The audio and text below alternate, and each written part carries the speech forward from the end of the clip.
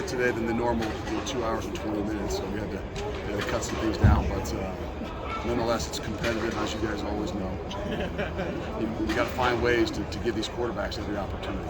So I know we've got a lot of positions that got to get a lot of work. But the reality is we're trying to find ways to make sure we put the quarterbacks in a position that they get as much work as possible.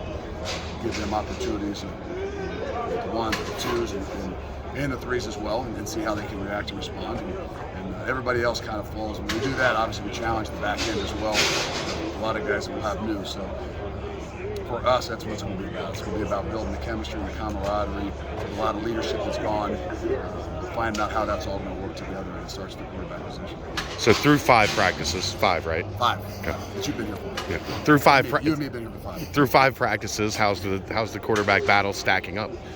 You can't really say. I think everybody you kind can. of go back and forth. They kind of go back and forth, and it's not just coach talk. I think they each have had their moments. I think the greatest thing that we've got going is we've got a great competition. The competition brings out the best in everybody. And, I see a sense of urgency from both of them, and I think that's a really good thing. We're dealing with some new guys. Ben's dealing with some guys he hasn't been around in a while, and Evan's dealing in a position that maybe he hasn't been.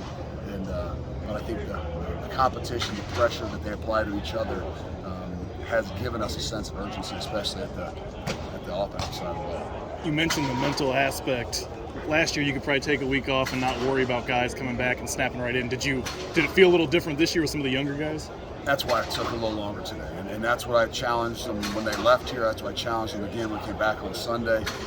Is really it's going to be a mental thing, and by nature they're going to be competitive. The ball goes down, they compete, they run, but the ability to kind of do things mentally, do things the right way. I think we got a long way to go, and that's where last year we could kind of, we knew that those 18 guys had played a lot of ball, and not that we took time off, but like I said, we could work with those younger guys. Now we got to continue to challenge and push forward because we got to evaluate, the quarterback position in particular, and give those guys opportunities. And we can't slow ourselves down. So these guys have really got to kind of push themselves mentally. It's early, but have you seen some guys step into those leadership roles? The good thing about this year is that we do have leadership. I mean, Jabari Taylor's been here for a while, and even Evan's been here for a while. We've got an offensive line that's all back. So we've got guys with leadership. We've got Will Hubert. It's an unbelievable leader. It's not like you're starting over. I mean, you've got a core of 5 or 6 guys that have played a lot of football, been in leadership roles. So it's different than saying, well, it's like 2018 or something. No, it's not. It's you've got a really good core nucleus of guys that are going to be great leaders, but they've got to permeate that throughout the rest of the group. And those young guys have got to spend a lot more time mentally making sure they know what they're doing. You usually try to come up with a theme or some sort of overall thought for an upcoming season. Do you have one for this year? No, not yet. I think, like I said, the number one objective to this whole spring is about how do we build the camaraderie of this team from the locker room out. And that's the thing that even though you lost some guys from last year, you lost some, obviously the Desmond Ritters of the world and all these guys that were out here, but you lost some other core pieces that kept things together, kept it light at times, could kind of bring a different mentality to a lot of different things. And for us in the spring, yes, it's about football, but it's really about developing that whole. How's all that team going to kind of mesh together, especially in the most critical spots where you got a quarterback battle.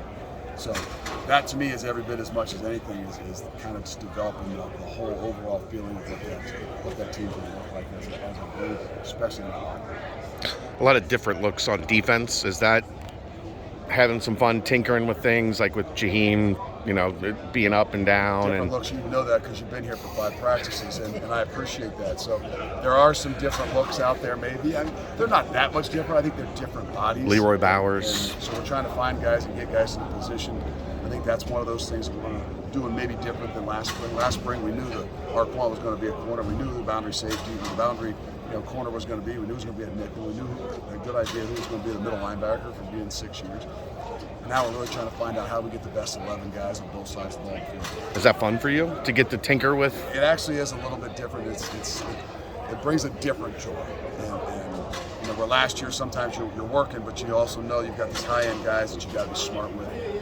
Now we've got some of those high-end 6-year guys. We've got a lot of guys we got to develop. We got to move them into positions. The early enrollees, how are they fitting in with the culture that you've built here? Well, it's definitely a lot more difficult. and I mean that, like, you came in here 4 years ago as an early player, even 3 years ago, and things were not a little slow, and it was a little bit of a different mentality when they came on the field, just the pace of how things go. So it's been difficult for them, but I think that that's where the uniqueness of having the Jabari Taylors and the Wilson Hubers and those guys up on the offensive line in particular, they bring a lot of that leadership. They give a great example. Can do a good job of putting their arm around those guys as things are getting difficult and tough, especially like a day like today. We come back from an 8-day break, and that's good for them. We need that. They need that. And it really helps the whole team aspect. A lot of focus on quarterback, obviously, but running back, pretty significant change there too, and lack of experience in some ways. How have you seen that group come along? Well, it's been tough too because you don't go live. To be honest with you, I couldn't tell you what we really had in Jerome. The one time we went live in camp was the one time you saw. So that position in particular, we've got a lot of guys that got some experience. Do we have one that can carry the ball 20, 25 times a game? I don't know. I didn't know if we had that in Jerome either. But I think that they're a very competitive group. We're trying to get Monty back in the mix. He's been out a little bit. But it's definitely, we'll tackle a little bit more this spring. We'll tackle a little bit more in the fall. And I think we'll have a better idea of that whole group. Are we going Monty for Ryan, Miles for Miles? I don't want to mix them up. I don't know. At times I mix them up too. So I might just have to refer to numbers at times. But it's good if you can't figure out who they are as they take off unless you know a number, because that's what we want. We want those guys all look kind of the same. They flash, they got some speed, they got some aggressive nature, they can break some tackles, they can all catch the ball. So it'll be interesting to see how we can use all their abilities. Does Miles have a chance to crack into that rotation there? I think so. I think Miles might be one of the more just natural, traditional running back guys. The other guys have been very good at different things. I mean, when Ethan came in, we didn't know what Ethan was going to be. He could be a safety tomorrow, to be honest with you. But he's a really good running back too. And Ryan, obviously, is a punt returner. He can be in the slot and some things. So I think Miles is probably one guy as a unit is the most natural to play. It's probably the only position he probably played. You haven't lost a regular season game in 2 years. How has that affected the standard and the expectation level? I don't know that we really look at. We try not to talk about the wins and losses.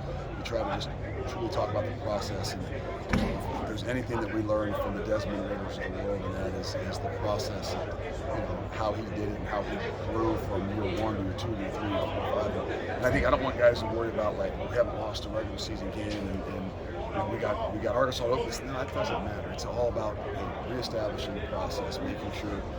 Not just even like a Wilson Huber. I mean, he's in a different position this year, and so he's got some different things on his plates that he's got to focus on instead of worrying about wins and losses, and regular season and postseason. It's just about let's make sure we find a way to focus on this team and find out who we really are going to be. It sounds like you're going to have a ton of NFL personnel here on Thursday for the Pro Day, and obviously 8 guys at the Combine is a record for this program. How big is Thursday, just in terms of where Cincinnati football has grown to? I think it'll be one of those days where you can take a deep breath and spend a few minutes to reflect and recognize what those guys have done for us. Don't do it a whole lot, but I think it's obviously going to be a huge day for us, for a lot of these guys. But I think it's a big day for them. We can't dwell upon it, we can't rest upon it, but I think just to see what it looks like here on Thursday with all the people, the attention. I can take a minute to at least obviously say thank you to those guys, but also recognize how far it's come and what the standard and expectations are now. Obviously, some headliners, Dez, Sauce, Kobe, stuff like that, but nice for guys like Curtis Brooks and even guys from the past couple of years who get to come back. And Marcus Brown, Curtis Brooks, guys that every bit of could have been at the Combine had we not already had 8 guys. I mean, I don't know how, to be honest with you, Curtis Brooks is not invited to the Combine, but I think he'll have a great day. I think that gives us another guy that's got some opportunities to be drafted. And so I think all that together is just one of those things where those guys, can kind of finish it up and then maybe kind of hang out for a few minutes together, relax, reflect a little bit, and give us an opportunity to make sure we tell them thank you. All right, one more. You good? Your new kicker. That ball exploded off his foot 53 yards away. What have been your impressions of him so far? We'll just call him a new kicker until we actually see one. But let's get to the kicker. That's only the second time he's kicked. And it definitely, you can see the guys that recognize, what the potential he has. You didn't notice Coach Combs does a little different job of trying to put pressure on the guy as he's trying to make an extra point or a field goal. And he didn't bat an eye at it. So it looks good. We'll here at the end of spring, we'll put him under some real heat and get ourselves in a kick scrimmage and see what he can do under that kind of pressure. Thank you.